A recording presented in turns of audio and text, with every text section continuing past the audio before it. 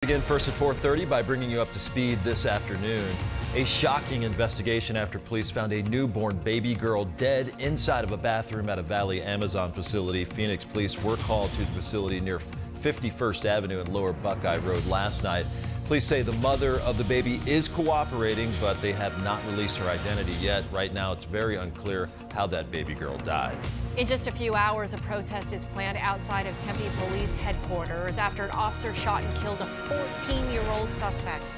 Police say Antonio Gonzalez was breaking into cars on South Fair Lane Wednesday afternoon, armed with an airsoft gun.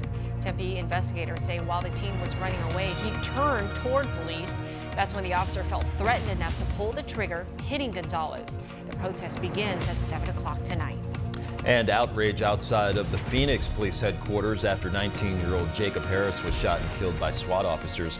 Family of Harris spoke out just a few minutes ago, calling for change to police policies. Police say the teen and 3 other suspects were under surveillance when officers saw the group commit an armed robbery at a fast food restaurant in Avondale. Harris was shot and killed by officers after raising his weapon while being confronted about the crime. 2 men arrested after a shooting with an Arizona Department of Transportation officer in Chandler. Police say ADOT officers were attempting to serve a felony warrant arrest this morning after an apartment complex near Chandler Boulevard and Alma School Road. That's when one of the suspects got into a car and drove towards the ADOT officers, hitting one of them.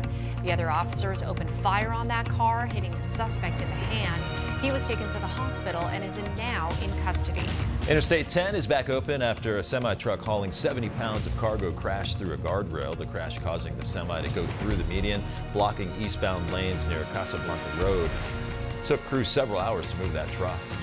Flagstaff police are asking for help in the search of a stabbing suspect. This man here, Gilmore Welch, is considered armed and dangerous. Welch is accused of stabbing 3 people on January 5th. Anyone with any information is asked to call police. And nearly a dozen African-American football players are suing the Maricopa County Community College District over its decision to end the football program there. The 11 football players claim cutting the program violates the federal law because it has a disproportionate impact on the African-American students.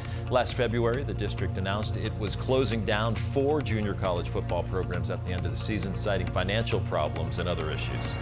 In just over a month, ASU has brought in $80,000 in impound fees for electric scooters left on its Tempe campus. The school has impounded more than 800 of the dockless scooters since they were banned on campus in October.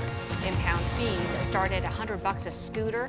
Dockless scooter companies Bird and Lime are shelling out the cash. The scooters continue to be left all